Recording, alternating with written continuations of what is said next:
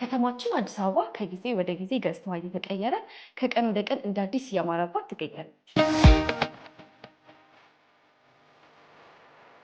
ይህ ኢትዮጵያ ነው ወይስ ደግሞ አውሮፓ የሚያስብል ገጽታንም ተላብሳለች።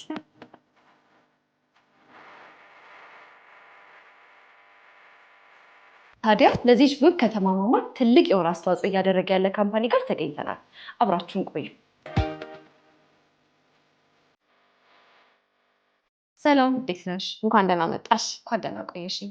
ድርጅታችሁ በከተማችን ውበት ላይ ትልቅ አስተዋጽኦ እያደረገ እንዳለ ሰምተን የመጣ ነው እና እስኪ በዚህ ዙሪያ ላይ ማብራሪያ እንድትሰጪ።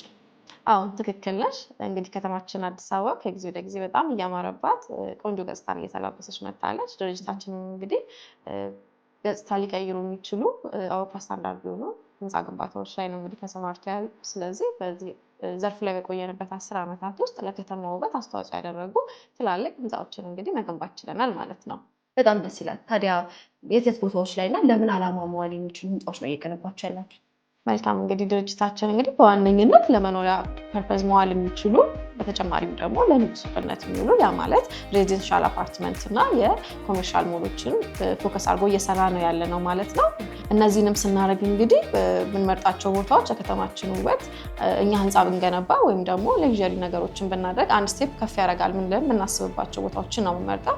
ለዚህም እንግዲህ እንደ አብነት ለማንሳት ያህል በቅርብ ጊዜ እንግዲህ ተመርቆ እየታየ ያለው ሙዚየም ለአፍሪካ ኩራት የሆነው አድዋ 00 አካባቢ ላይ ወደ 3 የሚሆኑ ኮሜርሻል ሞሎችን እንግዲህ እየገነባን ነው የምንገኘው ማለት ነው። ይሄ በጣም ትልቅ አስተዋጽኦ ያደርጋል ለከተማ።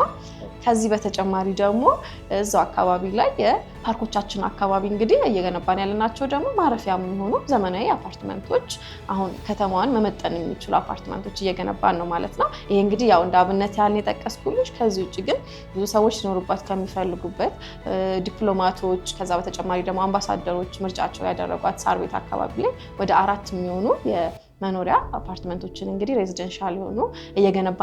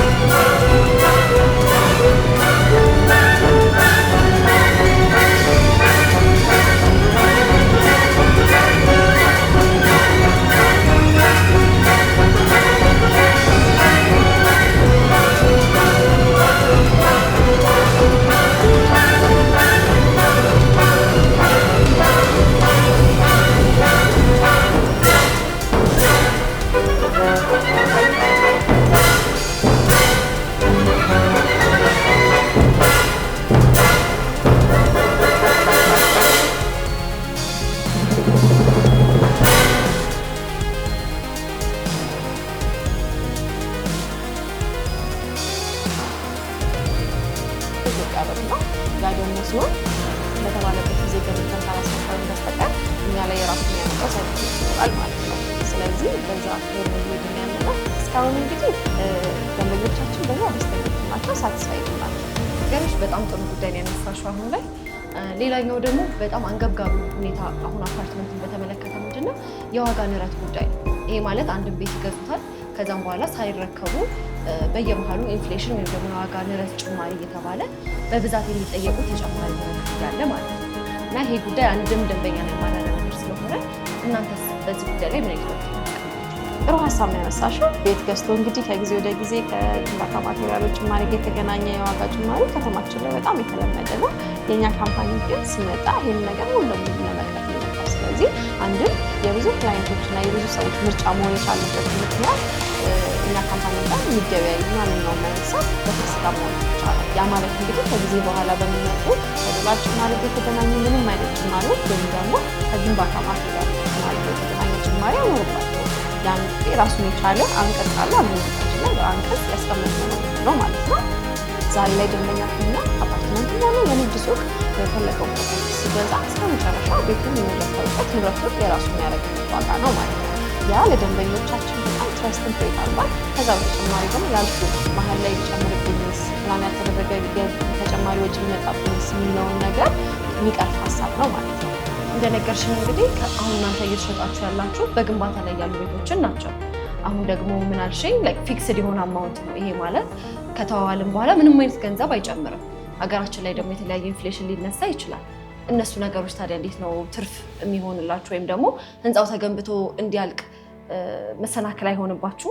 በዋነኝነት እንግዲህ ለዚህ የምንጠቀመው ምንድነው ከፍተኛ ዋጋ ጭማሪ ያስከትላሉ ተብሎ የሚታሰቡትን ማቴሪያሎችን አስቀድመን ስቶኪን በማድረግ ነው ማለት ነው። ያ ሰማው ኢንፍሌሽኑን ራሳችንም እንድንከላከለው ይረዳናል ማለት ነው። ከዚህ በተጨማሪ ደግሞ ዋናው ነገር እኛ ካምፓኒ ትርፋችን ብለን የምናስበው ፍጥነታችን ነው። ከፍጥነታችን ነው የምናተርፈው። ለዛም ነው እንግዲህ ቅድም የነገርኩሽን ብዙ ሳይቶችን ሰርተን በአጭር ጊዜ ውስጥ ማስረከብ የቻልንበት ምክንያት ትርፋችን ከፍጥነታችን ስለሆነ ደሞር ቶሎ በገነባን ቁጥር ቶሎ ስናስረክብ ትርፋችን እንደዛ ይጨምራል። ሌት በሆን ቁጥር ግን ሙሉ ለሙሉ ኢንፍሌሽኑን አብዞርብ የምናደርገው እኛ ስለሆንን አሴ ካምፓኒ ትርፋችን እየቀነሰ ይመጣል ማለት ነው።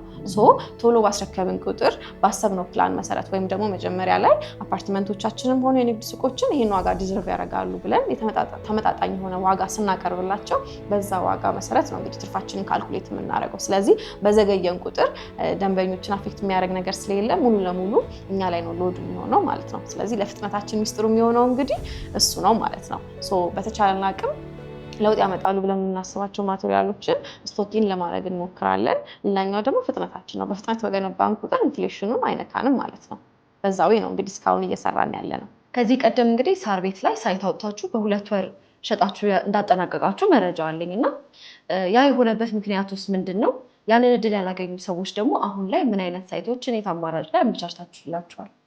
የሳር ቤት ሳይታችን ሽያጭ በተጀመረ በ2 ወር ውስጥ ሙሉ ለሙሉ እንግዲህ ሸጠን አጠናቀናል ማለት ነው። ያ የሆነበት ምክንያት በዋነኝነት ሳር ቤት እንግዲህ የብዙ የአዲስ አበባ ባለሀብቶች መኖሪያ የሆነ ወደ 60 በላይ የሆኑ ኤምጂዎችን ከዛ በተጨማሪ ወደ 15 በላይ የሚሆኑ የኤምባሲዎች ማረፊያ የሆነች ቦታ ነው ማለት ነው።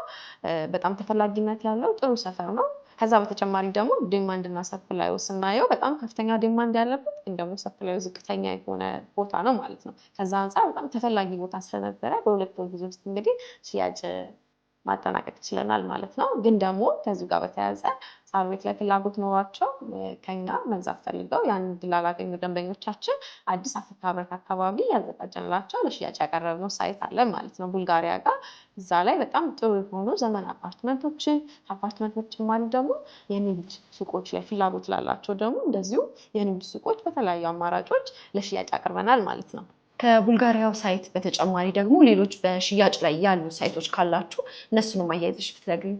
እሺ፣ የሳይት አማራጮቻችን ከንጠቀስኩልሽ አዲሱ ፕሮጀክታችን የቡልጋሪያው ሳይት አለ። ከሱ በተጨማሪ አዋሬ የቤተመንግስት መሄጃ መንገድ ጋር እንግዲህ በጣም ቆንጆ የሚባል ሎኬሽን ነው። እዛ ላይም እንዳልኩሽ ድርጅታችን ፎከስ አድርጎ የሚሰራው በዋነኝነት ፕራይም የሆኑ ሎኬሽኖችን ለህንፃ ግንባታውም ጥሩ የሆነ አስተዋጽኦ ለማድረግ ለሀገራችን፣ ከዛ በተጨማሪም ደግሞ ደንበኞች ትውልድ ኢትዮጵያውያንም ሆነ በውጭም ሀገር ያሉ ሰዎች ለማረፊያቸው እንዲመርጡት የሚያስችል ቦታዎችን ነው እንግዲህ ምርጫችን ያደረግነው። ስለዚህ ከዛ ውስጥ አንደኛው ፕሮጀክታችን አዋሪ ነው። አዋሪ ላይ ዘመናዊ የሆነ ሲንግል አፓርትመንት እየገነባን ነው የምንገኘው። ሙሉ ለሙሉ ሬዚደንሻል ነው። እዛ ላይ ደንበኞች እንግዲህ መግዛት ይችላሉ። ከዛ በተጨማሪ ፒያሳ ላይ እንደዚሁ አማራጮች አሉ። ፒያሳ ሊሴ ገብረ ማርያም ኢንተርናሽናል ትምህርት ቤት ጋር የመኖሪያ አፓርትመንት አማራጭ አለ። የንግድ ሱቅ ፍላጎት ላላቸው ደንበኞች ደግሞ ዋናው እንግዲህ ፒያሳ አሁን ድምቅ ያለበት አደባባዩ ጋር የንግድ ሞሎችን +5 የንግድ ሞል እየገነባን አተሴም ታይም ደግሞ ሽያጭ ላይ ያለ ነው ማለት ነው። ስለዚህ እነዚህ የሚጠቀሱ የሳይት አማራጮቻችን ናቸው። አያት ላይ ግንባታው 80% የተጠናቀቀ በ10 ወር ደንበኞች መረከብ የሚችሉት +10 አፓርትመንት አለን ማለት ነው። ለሽያጭ ያቀረብነው ካርታቸውን በ6 ወር ፕሮሰስ መደረግ የሚችል ስለሆነ የደንበኞች የሎኬሽን ምርጫቸው ወደዛም አካባቢ ከሆነ እዛም ላይ መግዛት ይችላሉ ማለት ነው።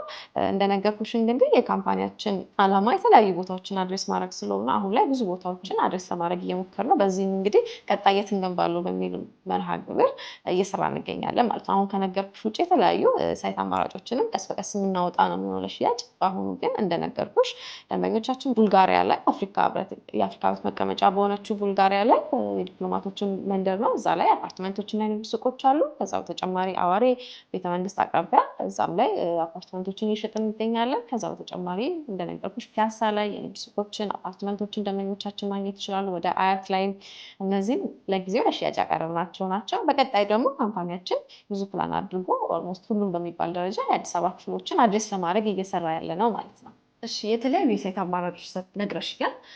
አሁን ላይ ደግሞ ለተመልካቾቻችን ሞር ግልጽ እንዲሆን የቡልጋሪያውን ሳይት እዚህ ቅርባችን ላይ ያለውን የቡልጋሪያውን ሳይት እናንሳውና ባለስንት መኝታ ቤቶች አማራጮች አሉ፣ አከፋፈል ሲስተም ውስጥ ዲስካውንትም ካለ ደግሞ እሱን በደንብ ግልጽ አድርገሽ ንገሪኝ። የቡልጋሪያ ሳይታችን በውስጡ ከባለ 1 መኝታ እስከ ባለ 3 መኝታ አፓርትመንቶችን የያዘ ነው። የንግድ ሱቅ አማራጮችም አሉት።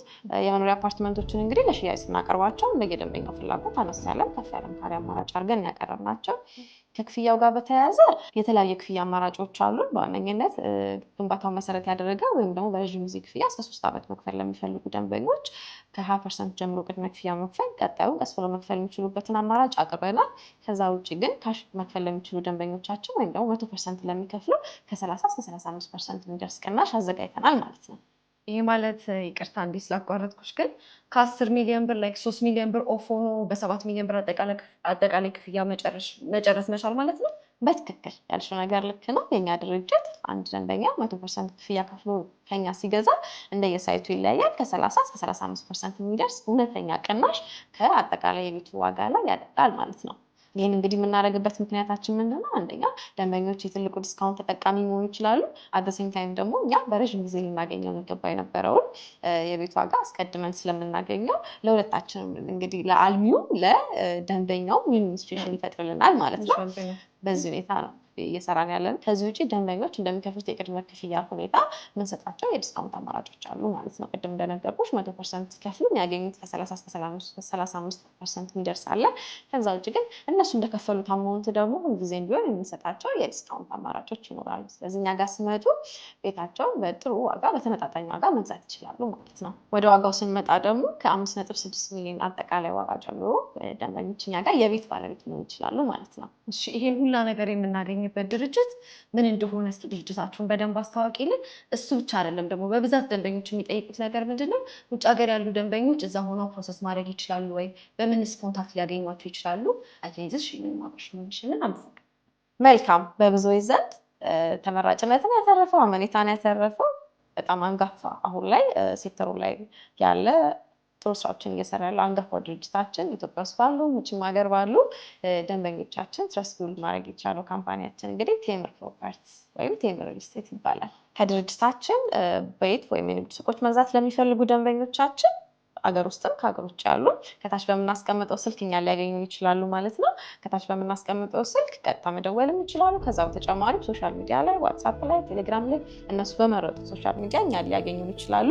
ይህ ብቻ አይደለም፣ ለመረጃ ብቻ ሳይሆን ምናልባት እዚህ የሌሉ ክላይንቶቻችን ካሉ ውጭ ሀገር ሆነው ቤት መግዛት ኢትዮጵያ ላይ ሀገራቸው ላይ ንብረት ማፍራት ለሚፈልጉ ደንበኞች ካምፓኒያችን ሙሉ ለሙሉ ኃላፊነቱን ወስዶ የውል አግሪመንታቸውን እነሱ ባሉበት ፕሮሰስ ማድረግ ይችላል ማለት ነው። ያሉበት ቦታ እነሱ የመረጡት ሳይትን መግዛት ይችላሉ። በዲቴል ምንልክላቸው ነው የሚሆነው አግሪመንታቸውን ማለት ነው። ስለዚህ ከታች በምናስቀምጠው አድራሻ ሊያገኙን ይችላሉ። እንደሰማችሁት ነው እንግዲህ ታማኝነት ካለው ድርጅት ቤት ንብረት ማፍራት የምትፈልጉ ከሆነ ፈጥናችሁ ታች ባስቀመጡላችሁ ስልክ ቁጥር ደውሉላቸው። ከኔ ጋር የነበረን ጊዜ እዚህ ጋር ያበቃል። መልካም ቀን።